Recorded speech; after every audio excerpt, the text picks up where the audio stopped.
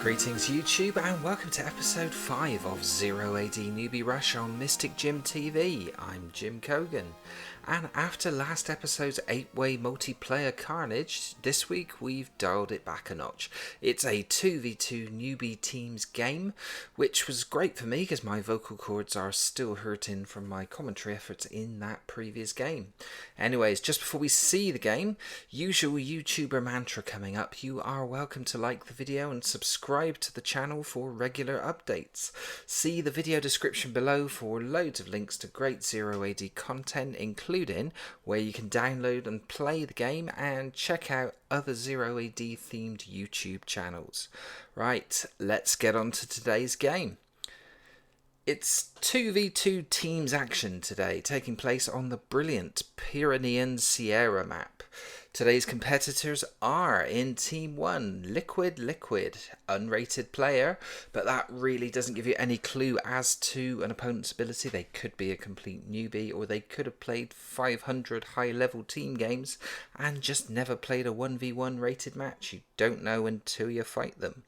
Anyway, Liquid is playing as the Iberians, and he is teamed up with Lorik Burdison, rated 1170, playing as the Macedonians. And they will be pitted against Team 2, comprising of Piran 1410 or 1410, another unrated player playing as the Britons, and IROC 501, rated 1341, playing as the Romans. Here we go, enjoy!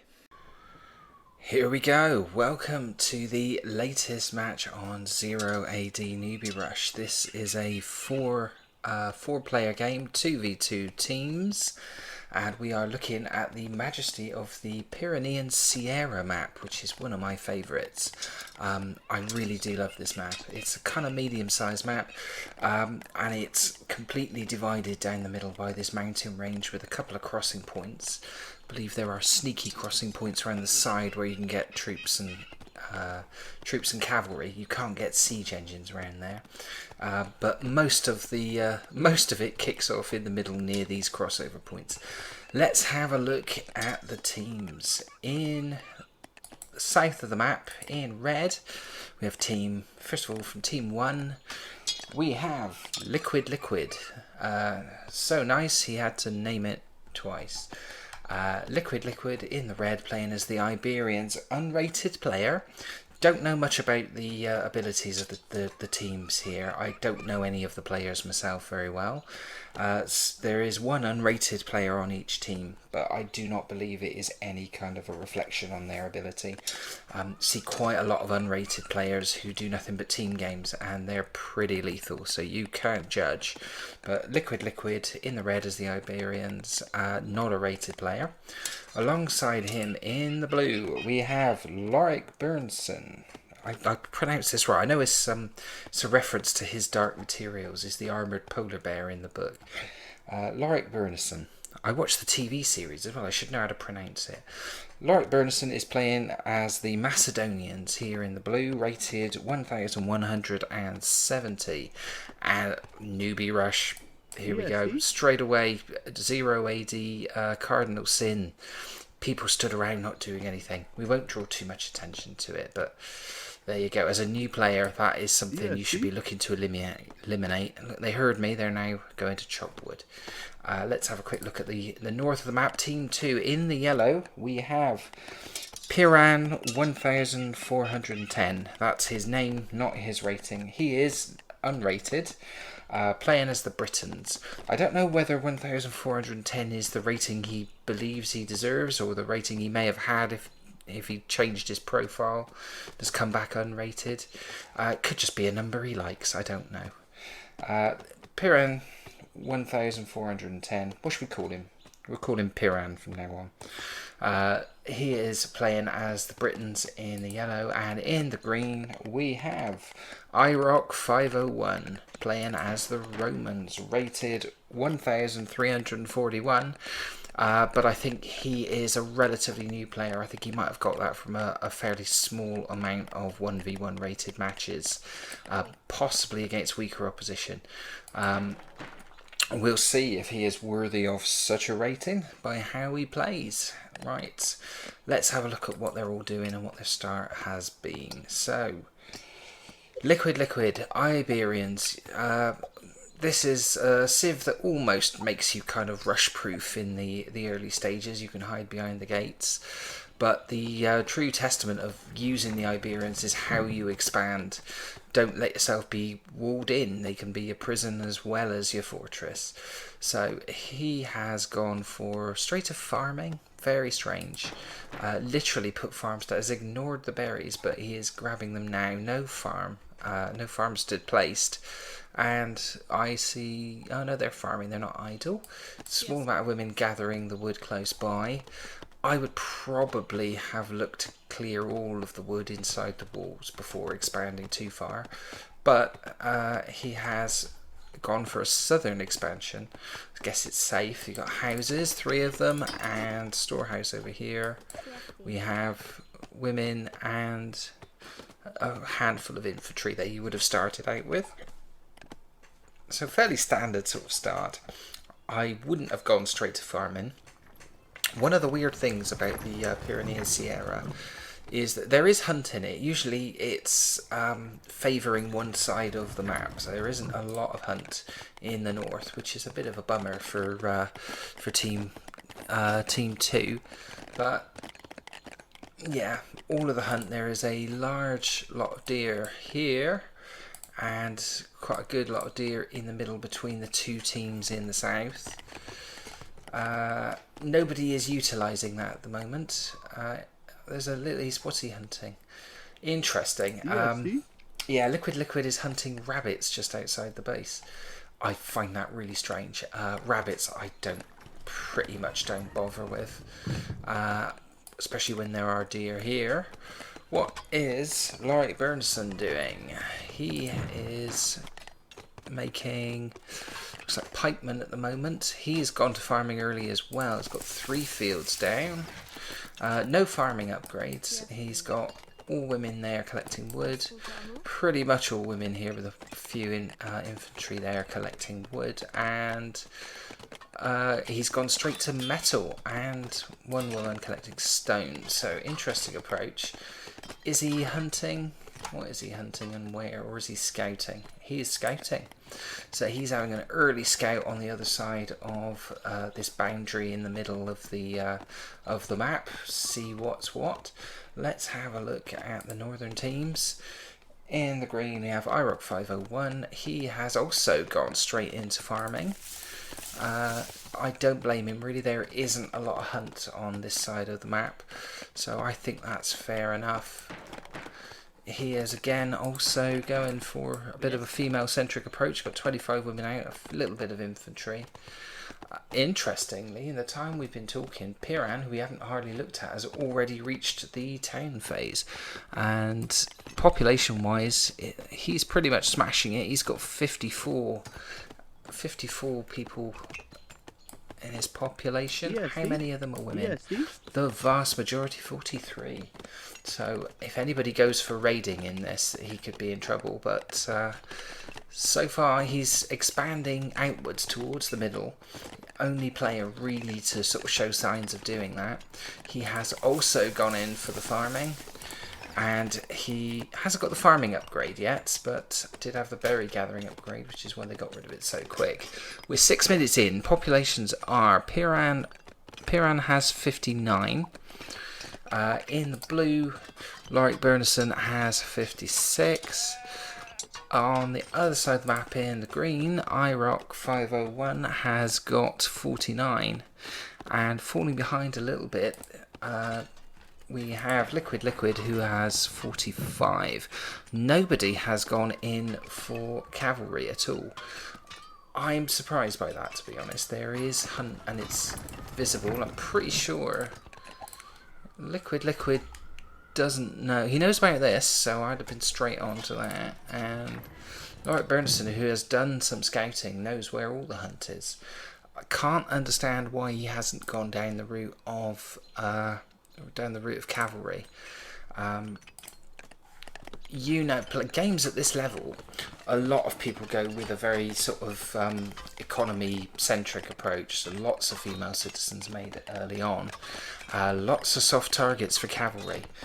This is why the best players are so good at hassling and stifling opponents, because a lot of players leave themselves very open. I would say cavalry to come in here, there could be a bit of a massacre on Lorik Bernison. He is now starting to produce infantry. No sign of a barracks yet. Nowhere near going. It looks like he could be about to go to phase 2. Anybody else phased up? Liquid has phased up. So he's phased up with even fewer population. So he hasn't reached a population of 50, and he's now phased up to phase 2. Building houses at the back. It's a mix of women and infantry chopping wood at the very rear of the base. Inside the base itself, still a handful of women collecting wood. Probably going to convert to farms afterwards. Same with these women collecting the berries here. Still no farmstead. Do we have a farmstead anywhere else? No, so no farming upgrades able to be taken there. Nobody's gone in for the extra cav. What is he hunting over here? He's still hunting rabbits. Remarkable. Look at all this. Never mind. Let's have a look. This is Lorik Bernison's advanced cavalryman, who's obviously scouted quite near the enemy and taken a bit of a pasting there. So he's on half health, or less than half health. Let's have a look at the northern teams again. Oh, I can see. Actually, Lorik Bernison has just phased up to phase 2, and IROC 501 is now phasing up to phase 2. He's also got barracks. Piran has got 2. Typically, when I catch him, not producing from either of them, but he is producing women, so I think this is more farmers and possibly extra wood. I like the look of Piran's development here. There are still rather a lot of female citizens near what is effectively the front line. So I'd still say he's vulnerable to a raid, but no raids coming at the moment. Everybody's got the one cavalryman they started with, and that's it. So they're turtling a little bit. Nobody is going for any harassment. So it's interesting. We could see a full economy build with booming populations and a big battle royale near the middle somewhere, possibly. Let's see how it goes. Nobody's really upgrading much. Let's have a look at IROC 501. Let's see if anybody's putting down their phase 2 buildings, see if we can figure out how it's going to develop. At the moment, a bit slow on a bit slow for IROC 501. 3 slingers coming out now. He is now starting to produce in parallel. I would expect his population to rise and accelerate. Him and his teammate are both dominating the population stakes at this early stage. So IROC 501 has 84, plays 98, which is pretty impressive by Piran. Just over 10 minutes. He is on the 100 mark, roughly. Maybe about a minute behind. A lot of those are women. He's only got an infantry of 30 out of that 113. But he has stolen a march. If nobody attacks him, he is going to be the first to get to phase 3, without a doubt. We've got phase 2 buildings going out. That's a temple going up there. Is that a tower? That is a tower. We already have a market. So he is almost, he's just over halfway there, I reckon. So yeah, he is, with these extra numbers that he's got, he is utilising them well. So he's doing good. We're not seeing any phase 2 buildings from IROC 501. He's consolidating, building houses, not producing, and is now producing some slingers. Whenever I click on them, they're always producing. Bringing up the rear, it's still liquid. Interestingly though, we have signs of cavalry. Liquid, we'll talk about liquid first. His population's down on 65, so he is lagging behind. He has phased up to phase 2. can't see much in the way of phase 2 buildings at all. Is that a market? That is a market, so he's got one. He's now got a barracks inside the city walls, and he has got a tower going up. Hasn't added extra fields, hasn't started hunting anything other than rabbits. So I think he's going to struggle. He's got lots of food at the moment because of that effort to collect the berries and the farming since the beginning. But I think he could struggle for numbers later. But it is Lorik Bernson who has thrown his lot in with cavalry. He's got 6 cavalrymen, and they are now quite rightly exploiting all of this hunt in the middle. It's not a tremendously large herd of animals, so he's not going to sort of sustain his army massively. But we have is this a potential configuration? No, they're 2 teammates. They're both having a scout around. So IROC 501 is just keeping an eye on this canyon here. And Piran is doing a little bit of advanced scouting. Interestingly, Liquid appears to be looking to build a dock. I would not say that is his priority. I would say be better off farming. Boats very rarely are a significant factor on this map, unless you get an absolute stalemate and you need to sneak troops around the edges in numbers in boats. Fishing, there is a lot of fish in the waters, so yeah, I mean fishing is a valid. I'm hopeless on water maps, so I very rarely do it, but you know, fishing is a feature, but I would say it's not a tremendous priority, especially when you would have walked past all this deer to get there. Let's have a look, see how it's shaking down now. Is anybody near phase 3? Piran has again phased up. He's reached phase 3 first. He is absolutely establishing himself as the big force in this game. Population of 138, only 45 infantry. But he has also gone in for cav. He's got 16, sneaked out 16 cavalry units. There they are, and they're on the move. Are they going to try and look to cause some hassle? Who would they attack? Possibly, if he actually ventures around the back of the base here, he might cause some damage for Liquid.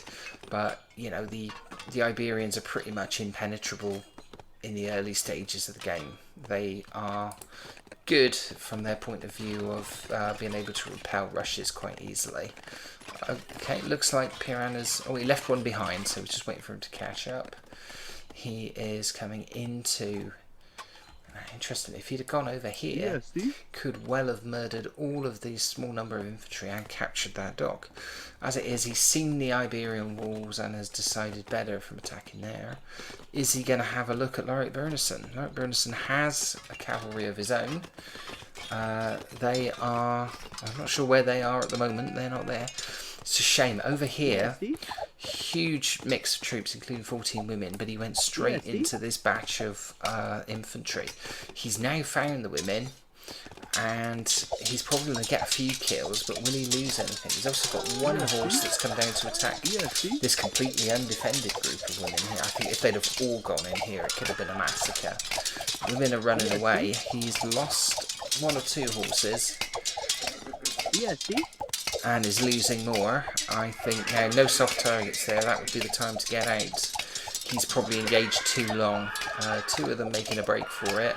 And of that entire force, only 2 got out. So I don't think that really caused as much disruption as he would like. Although it was interesting. You saw how long it took. Look, we got temporarily suspended movements here. This is what. Oh, 2 more have come back in on a suicide mission. That's not going to get him very far. He might get a few of these women on the fields. Instead, he appears to be trying to single-handedly capture the CC. I don't think that is going to be very successful. There we go. But as you can see, that little attack there has stopped Lorik Bernson in his tracks. He is still... it makes you paranoid. It makes you really paranoid when you get raided. It makes you sort of stop, and often it makes you make bad decisions. What have we got going on here? Little excursion. looks like Liquid has finally invested in cavalry himself. In fact, he now has the biggest cavalry of any of the armies. And he is sending cavalry in quite a sizable amount of troops. Interesting. Should he be trying to build a base here? On the other side of the map, we also have Lord Bernson sending a small contingent. It's not a huge army by any chance. It's not going to be a knockout blow. He has no idea how many more troops that Piran has. I think he's going to go for a bit of a raid, and he has found, you know, there are quite a bit of women active in here. And Liquid comes in on this side as well, so they're actually attacking Piran from two flanks. They're going to get nothing out of this. Piran has a huge amount of infantry here. He can basically garrison himself in the fortress that he has just built. First person to build a fortress. And this is going to run out of steam. This is a small force. He is still sending them through. Liquid still has the smallest army. He cannot afford to be sending this number of troops into enemy territory on what is effectively a suicide mission. IROC 501 has got a lot of infantry. They are walking past each other, but as soon as they realise they're here, they aren't going to live very long. He's not getting anywhere near the CC. And similarly, the advanced attack from Lord Bernson is being slowly taken down. I don't understand why he's just gotten to phase 3, like Bernson. I would have thought he'd been better off with that army, putting down a fortress straight away, going for siege, building numbers and coming over there.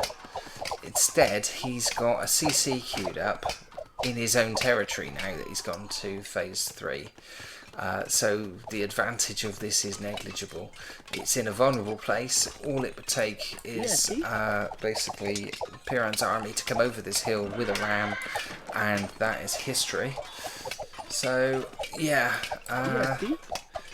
strangely, looks like Liquid has forgotten about 3 troops on the edge of the border here. So that's not good management. He's still... Interestingly, he put this dock down here, didn't make any fishing boats, did no fishing. He's using it to collect wood. He's got the biggest wood line anywhere nearby here, and has chosen to expand all the way over there with a small number of people. He's going to run out of resources. He's not committed to collecting wood enough. Has definitely focused on trading, but I think that's a bit of a folly on this small map. At this stage, if you look at the numbers, there is a clear difference between Team 2 Team 1. IROC 501 has 162 now. He's got a fortress coming up. He's already got a military camp. He is making lots of bolt shooters. I'm not a huge fan of bolt shooters. I think they're quite good defensively, but I don't think much of them as an attacking weapon. But I'm sure we'll see rams later. Speaking of rams, we have our first couple of rams from Piran coming out, and we have Boudica. We have a hero as well. So this looks ominous. Piranha's population 167. He's actually been surpassed by IROC 501, but he is focusing on the siege. We have 5 Celtic chariots coming out. I'm not a big fan of them either. They're very fast, but I find them really expensive to make, and I don't think they have quite the impact that, say, maybe 20 sword cavalry or ranged cavalry would have when you throw them at the enemy. 5 Celtic chariots, maybe as part of a bigger cavalry, but at this point, after that raid, Piran has abandoned cavalry. He has 1 cavalryman somewhere, and Boudica, so I don't think he's going in for cavalry anymore. He's going all in for infantry. He's building it up now. Contrast those numbers with Laurit Bernison, who has invested in this advanced CC, which is now still technically in his own territory. The move to phase 3 will have pushed this line up here. That's acted as a, this has basically been a signal to go for Piran. He is ominously positioning his forces on the edge of this mountain. rather worryingly, he is trying to build a fortress here with only just over a dozen people. It is still over a minute away, and Piran is amassing troops on this border. And I don't think he's got, of those troops, he's only got two, looks like 2 pikemen. Nobody who could really stop 2 rams. If he supports it with the chariots and a bit of infantry, this is going to get destroyed. It may even get completely denied. I don't think there's going to be time for it to go up. He's got an ungarrisoned tower, 2 priests, and nobody else. Absolutely nobody. He's making 10 women, and they're just walking into a war zone. He's got an cavalry here, quite a sizable cavalry. So it's 30 cavalry coming in. What type of cavalry are they? They are... Can we see what type of cavalry they are? Skirmish cavalry, so they're not going to be much good. They've taken down the fortress before it even had a chance to go up. I would like to see him press on. I think he could take these guys. He's got the numbers. He truly doesn't know how many or how few that Lorik Bernison has, how vulnerable he was there. I think they will be coming back now. He's seen... Is that all you got? Yeah. What else has he got? He's trying to get that fortress back up again with a force of women there, and 10 archers, and the priests are getting involved. But he's in massive trouble. He does not have the numbers. He has women still gathering wood here. All his miners are right the way down here. Because he's exhausted the mines near the CC and sent them south. His cavalry are getting slaughtered here. Let's have a look, see how things are doing. It's a huge number of bolt shooters. 12 bolt shooters there, just on the border. A bit of infantry as well. Biggest army in the game at the moment, IROC 501. And I don't think he's going to face much opposition if he comes over the hill, because it looks like Liquid has only recently gone. He's gone phase 3. He's got a fortress up, produced absolutely nothing, which is poor play. There is no siege weapons coming out there, and this is the beginning of the end. They're going to deny a second fortress for Lorik Bernison. Wrong place to put it. Put it too close to that entrance there. It didn't have anything to back it up if you wanted to put it there. There are I found different techniques for this map. If you could steal a march in development, if you can get a CC and fortress on the opposite side of the mountains, you're immediately putting your opponent under pressure. But otherwise, if you can solidify the openings of the mountain, maybe get towers here and here, fortress here, extra CC to the side, you can make this an impassable area. But he's left it wide open. In come the siege. Still no anti-siege troops here. It's all archers. They're going to do absolutely nothing against the rams. They're going to get taken out by all of this infantry. Lots of slingers. The Britons, you know you're going to get slingers. You know you're going to get rams. And he has not counted for that. In solidarity, Liquid has thrown in some troops of his own. Well, about 15 of them. They do not stand a chance. They are cannon fodder. And at the same time, IROC 501 is starting to bring the bolt shooters over. They are going to massacre any unupgraded infantry or anything that comes at them. It's a huge force, and he does not have any cavalry to deal with him, so they're going to be unopposed. I think you'd have to say the writing is on the wall. Looking at the populations, both IROC 501 and Piran have populations around the 220 mark.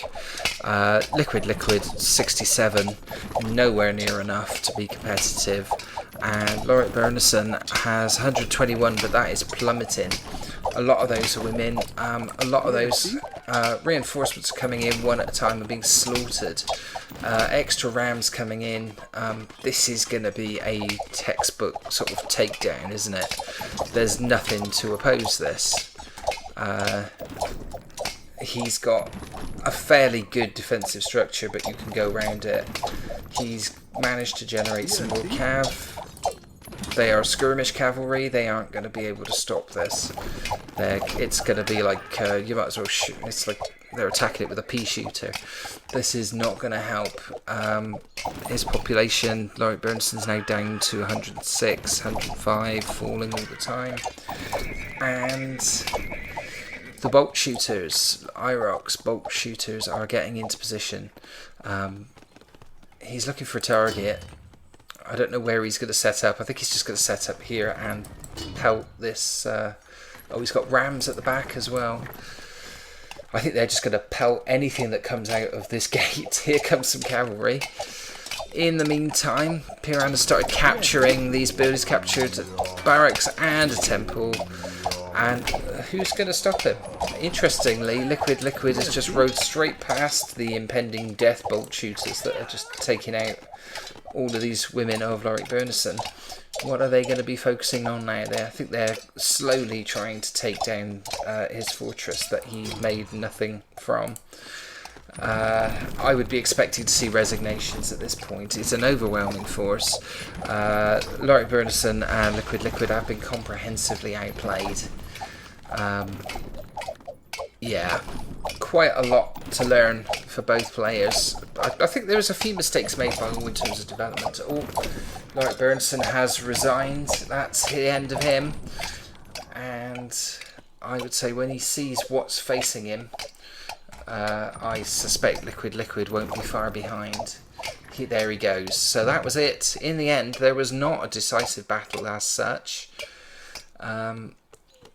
All Piran had to do was get enough forces and siege over the hill, and he faced no resistance whatsoever. Let's have a look at the tail of the game there.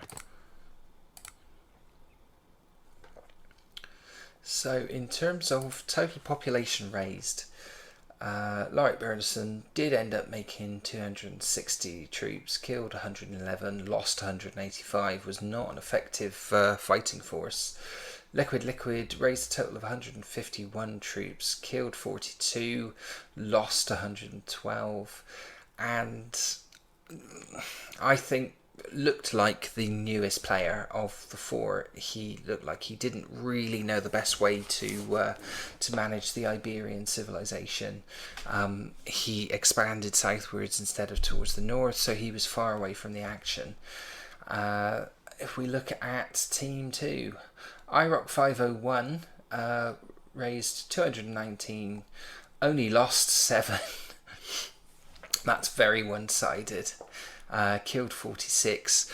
The only bit of action really he was involved in was the attack that was in his vicinity, and he repelled that with minimum losses. So yeah, he bided his time, he built up his forces, and by the time he got them to where he wanted them, the game was pretty much over. But undoubtedly the star of the show here today was Piran. Piran 1410. Made 358, killed 259, so by far the most murderous player that we saw. He did lose 147 in going over the top on that mountain, to be expected, but he killed nearly twice as many as he lost. Let's look at how they built their populations. So very clearly early on, Piran was definitely on top of production. We ramped it up towards the end as well. He knew how to build an economy, had a good build order. His base was laid out logically. He flew through the phases pretty quick. Got his fortress up faster than anyone else. Got his siege out faster than anyone else, and was in a position to attack properly. And it was decisive. If we contrast that with, I would say, his nearest challenger on the opposition side, probably Lorik Bernison. He did drop off the pace in terms of population in the midpoint of the game. Did try and crank it up, but by then it was too late. He'd already lost a lot of troops. I think Liquid doesn't know how to build population quickly, so he was always at a disadvantage, always lagging behind, and that gap just widened as the game went on. Big mistake I think both Lorik Bernison and Liquid made is they committed to No, it wasn't a huge attack. If you would call it a raid rather than an attack, it was all infantry, and they came over the mountain. Let's have a look if we can see that reflected in the losses.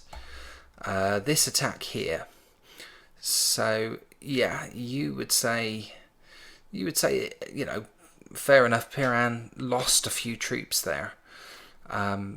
But it didn't strategically achieve anything. It took down no buildings. It didn't gain any territory. Both Lorik Bernsen and Liquid lost all their troops that they threw into that battle. And they were troops that they should have been using back at the base, collecting resources, building up their population. So they hamstrung themselves with that foray over. It was not a committed attack. It was not strategic. There were no soft targets left by the time they got over there. And so it was a fairly even fight. I think they lost all their forces because they were going right into enemy territory. You were eventually going to lose through weight of numbers. But it did not slow down the development of either IROC 501 or Piran 1410. They were both able to carry on with their plan. They were already ahead in development. They already had their fortresses in place, and it was just a matter of time, basically, until they came over that mountain and asserted their authority on the game. And when they did, the resistance was not there. There was nothing that Lorik Bernsen or Liquid could do. So pretty one-sided come the end. Let's have a look at the tech. Interestingly, Piran didn't really fully upgrade. No military upgrades. He went purely for numbers and having a siege weapon out. Looks like IROC didn't really upgrade much either. He did get the fast batch training upgrade on the barracks, but no armor upgrades, no weapon upgrades. Only person who went in for the upgrades, it looks like both of Team 1 did go for the slinger upgrade, and Lorik Bernsen went for armor. Armor is good, but it's only good if you have enough troops. If you're down on numbers, you're still gonna get wiped out, and that's what happened. I think there were opportunities. I cannot believe that neither Lorik Bernsen or Liquid did not jump on cavalry hunting and then harassment early on. They had the right side of the map. They had the deer. I reckon round about, let's have a look. If we look at infantry produced, Piran didn't start really producing any infantry until around about the 7 or 8 minute mark, small numbers. The rest of his population, which was the biggest at the time, was all female citizens. Female citizens are absolute cannon fodder to cavalry rushes. They are massively vulnerable. A small contingent of horses taken away from collecting food, hunting on your own side of the map, sent over to the other side of the map, they could have caused a massacre because most of them were spread out. They were chopping wood far away from the base. So the potential for harassing both IROC 501 and Piran 1410 was huge. Missed opportunity there. What can you say? They're new players, so they'll probably look back at this and be kicking themselves because there were opportunities there. If we look at, I love this, but the kill-death ratio. This is my favourite statistic, this one. So in terms of sheer lethality, IROC 501, although he lost so few people, his kill-death ratio ended up at 6.57. So he killed 6.57 soldiers to every one he lost. And he only lost 7, so you can do the maths. Piran was fairly lethal, killed 1.76 to everyone he lost. But guys in Team 1, not lethal at all, especially Liquid. That failed attack going over the top with that small number, that was a mistake. We can see it here. In terms of the losses, yeah, this raid here, he had no reason to throw those troops in at that point. It was 18 minutes. There were going to be no soft targets. It was not a comprehensive force. You're not going to take down an opponent with that number. You're just going to lose a lot of troops. In this case, that was probably about half his population, and he was disadvantaged population-wise anyway. So I think it's clear the speed of development of Piran definitely won his side of the battle, and I think IROC would have had no trouble dispensing with liquid just by the sheer numbers that they both had. It was probably, I would say, after that attack by Laurie Burnson and Liquid, they left themselves at a disadvantage and they never recovered from that. So yeah, a bit more of a newbie focused game this week after the drama last week where we had some very quite high rated players. I thought we'd get back to what this channel is all about. We are not looking to criticise weak players. We're looking players who have not been playing long, the kind of mistakes that they make, the disadvantages they put themselves into, and we're looking at ways of becoming better players ourselves. And credit to all four players for what was a competitive game, but come the end, weight of numbers, I think experience, they definitely had a bit more experience. Both IROC and Piran, I think they were the more advanced players, and it was the right result. So, and hopefully there's some takeaway from that, some clues as to what to do and what not to do. If you get a chance, have a go on Pyrenean Sierra. I do love that map. I think it's great. I'll see if I can do a few more on it. Maybe I love the 2v2 team games across that map. It's good on screen. You can know exactly where you are with the game with it. So we'll see if we can get more of that. But until next time, I hope you've enjoyed the show. Please do like, subscribe, all the usual stuff that YouTubers tell you to do. And if you'd like one of your games submitted in a future episode of Newbie Rush, there is a link to an email where you can send your replay files to. Would love to have some more submissions. Only had the one submission from Morda in last week's game, so we're looking for more. But until next time, I hope you've enjoyed the game, and I'll see you next time. Bye bye.